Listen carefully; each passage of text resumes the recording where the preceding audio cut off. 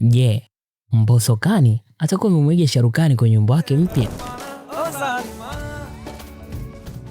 Yes, kuelekea Mei 21, star wa muziki wa Bongo Flava, hapa nikiwa namzungumzia Mbosso Khan Mshedede, anatarajia kutuburudisha na ngoma yake mpya ambayo inakwenda kwa jina la Ozalima. Lakini ukiangalia jina hili moja kwa moja linatupeleka kule nchini India kwenye ule wimbo maarufu ambao ulikuwa unafahamika kama Zalima, ambao wimbo huu ulikuwa unapatikana kwenye filamu ya Raze ambayo aliicheza Shahrukh Khan mwaka 2017. Sasa najua utakuwa unajiuliza, je, Mbosso Khan atakuwa amemwiga Shahrukh Khan? Ukweli ni kwamba mara nyingi Mbosso Khan anapenda kuimba vionjo vya Kihindi na Kiarabu. Hivyo kupitia wimbo wake mpya wa Zalima, Mbosso Khan atakuwa amefanya kile kitu ambacho wasanii wakubwa duniani wanaita creative inspiration.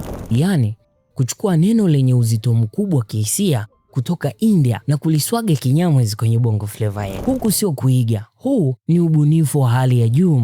Haya sasa, ngoja nikupashe kwa wewe ambaye hujui maana ya neno Zalima. Maana yake ni mpenzi ambaye urembo wake ni mkatili kiasi cha kuteka moyo wako.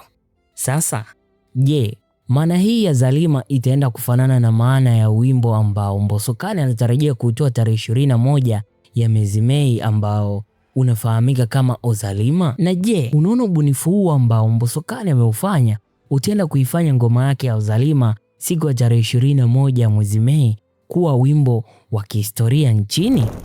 Mimi naendelea kufahamika kama Dijumbo, toto la kipara lenye mbwembwe ni nyodo. Until next time, bye bye.